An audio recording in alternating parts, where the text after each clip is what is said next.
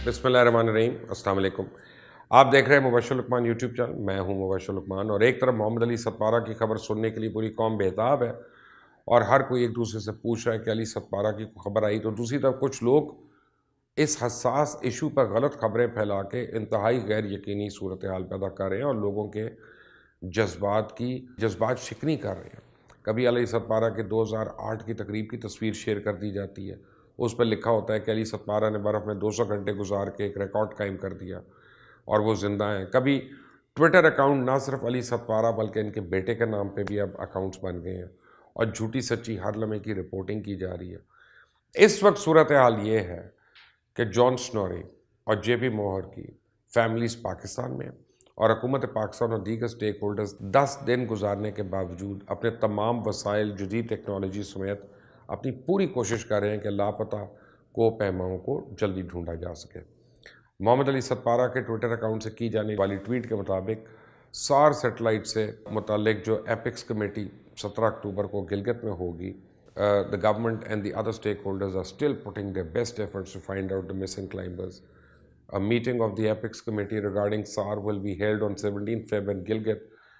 Please avoid any premature statements and keep away from fake reports. Management. जबकि इस हवाले से वर्चुअल और फिजिकल बेस कैंप की जो प्रेस रिलीज जारी की गई है, उसमें तो ये कहा गया कि अगर दुनिया के दूसरे ऊंचे तरीन पहाड़ K2 को सर्दियों में सर करना मुश्किल है, तो इस मौसम में लापता को पैमाओं को ढूंढना भी एक बहुत बड़ा चैलेंज है।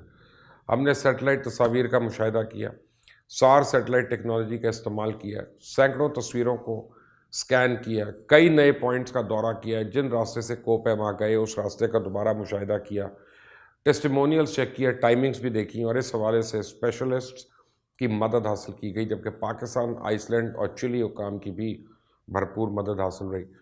और इस वक्त तारीख का सबसे बड़ा सर्च ऑपरेशन जारी है, इससे पहले इसकी मिसाल नहीं मिलती और सब टीम वर्क और इससे बढ़कर इनका लाजवाल जज्बा उसके बगैर मुमकिन नहीं है।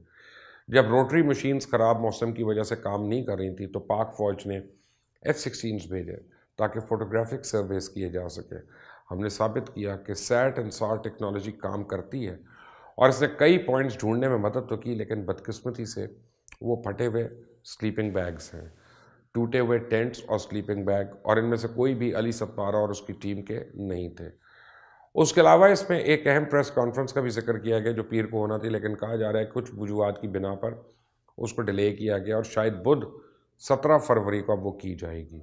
उस प्रेस रिलीज में जॉन स्नोरी के 6 बच्चे, जेपी मोहर के 3 बच्चे और अली सतपारा के 4 बच्चों का भी जिक्र किया गया ताकि उनका हौसला बढ़ाने के लिए अच्छी मेमोरीज़ को शेयर किया जाए और गलत खबरों से इज्तनाब किया जाए।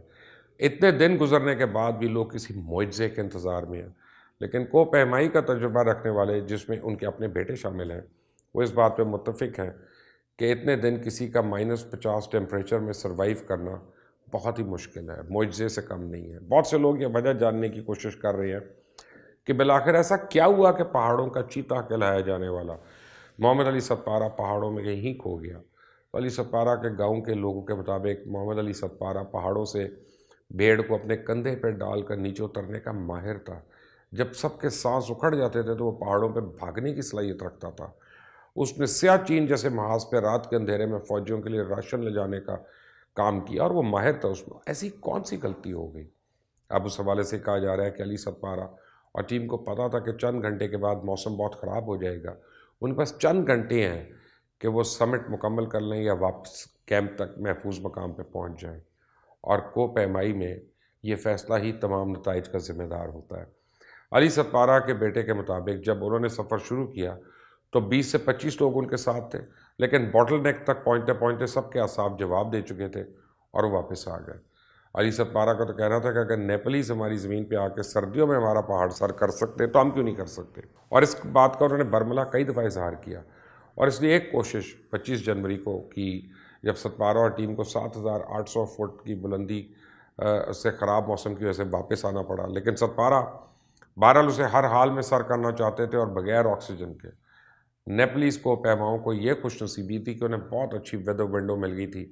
उसके बाद K2 का मौसम बहुत खुखार हो गया और BBC के मुताबिक अली सतपारा के बेटे शाहिद सतपारा ने कहा कि जब मेरा ऑक्सीजन रेगुलेटर ख़राब हुआ تو میرے والد نے مجھے ساتھ آنے کے لیے کہا، تو میں نے کہا میری طبیعت ٹھیک نہیں ہے، تو انہوں نے کہا کہ تھوڑا سا چلو ٹھیک ہو جاؤ گے، لیکن میں باٹل نیک کے پاس سے واپس آ گیا کیونکہ میری ہمت جواب دے چکی تھی اور میری حالت بگڑ رہی تھی۔ علی ستپارہ چاہتا تھا کہ جب وہ K2 بغیر آکسیجن کے سر کرے تو اس کا بیٹا اس کے ساتھ ہو، اور علی ستپارہ نے 2019 میں اپنے ایک انٹرویو میں کہا تھا کہ ہم 14 دوستوں میں سے 12 دوست موت کے منہ میں جا چکے ہیں، اور اکثر میرے دوست مجھ سے پوچھتے ہیں کہ علی تم کب مرنے جا رہے ہو؟ تو جب شاہد ستپارہ سے پوچھا گیا تو اس کے والد اس بات پہ اصرار کیوں کر رہے تھے، تو اس کا کہنا تھا میرے والد ہر حال میں اس چوٹی کو سر کرنا چاہتے ہیں، اور اس حوالے سے بھی کئی ماہرین کا خیال ہے کہ جب آپ خطروں میں اور آنے والے طوفانوں کو نظر انداز کرتے ہیں تو مشکل میں پھنسنے کے امکانات زیادہ ہو جاتے ہیں۔ بہرحال نرمل پوجا دنیا کی دوسری بڑی چوٹی K2 سر کرنے والی 10 نیپالی کو پیماؤں کی ٹیم کے رکن تھے۔ انہوں نے سردی میں K2 سر کرنے کا ایکسپیرینس شیئر کرتے ہوئے کہا کہ نارتھ کنگ کے نام سے جانے والے اس پہاڑ نے انہیں بہت مشکل وقت دیا، لیکن ان کا مقصد تو اس کو سر کرنا تھا اور اس لیے وہ کامیاب ہوئے۔ سردیوں میں K2 کو سر کرنا انتہائی مشکل ہے، اور یہ انہوں نے اس مہم کے دوران خود دیکھا اور محسوس کیا، اور اس حوالے سے اکثر یہ سوال بھی ہوتا ہے کہ اتنا مشکل پہاڑ اوپر سے سردیوں میں بغیر آکسیجن اسے سر کرنے کی پیچھے راز کیا ہے؟ تو اس حوالے سے بڑے ماؤنٹینئرنگ کا تجربہ رکھنے والوں کا کہنا ہے کہ کوہ پیمائی بھی ایک گیم ہے، اور اس میں ہر کوہ پیما ریکارڈ بنانے کا خواہش مند ہوتا ہے۔ کوئی کم وقت میں کسی چوٹی کو سر کرتا ہے، دوسرا چاہتا ہے اس سے بھی کم وقت میں چوٹی تک پہنچ جائے، اور یہ سلسلہ اسی طرح جاری و ساری رہتا ہے۔ سردیوں میں چوٹیوں کو سر کرنے والے کوہ پیماؤں کے لیے پہاڑی تودوں کا خطرہ کم ہوتا ہے، لیکن سردیوں میں اس کے علاوہ اور بڑے خطرات ہوتے ہیں۔ سردی میں شدید موسم میں جہاں درجہ حرارت -70 تک پہنچ جاتا ہے اور ساتھ میں ہوا کی رفتار بڑی تیز ہو جاتی ہے، تو یہ صورتحال برفانی تودوں سے بھی زیادہ خطرناک ہے، لیکن پھر بھی جسمانی لحاظ سے فٹ کوہ پیما اس چیلنج کو قبول کر کے چوٹی سر کرنے نکل جاتے ہیں۔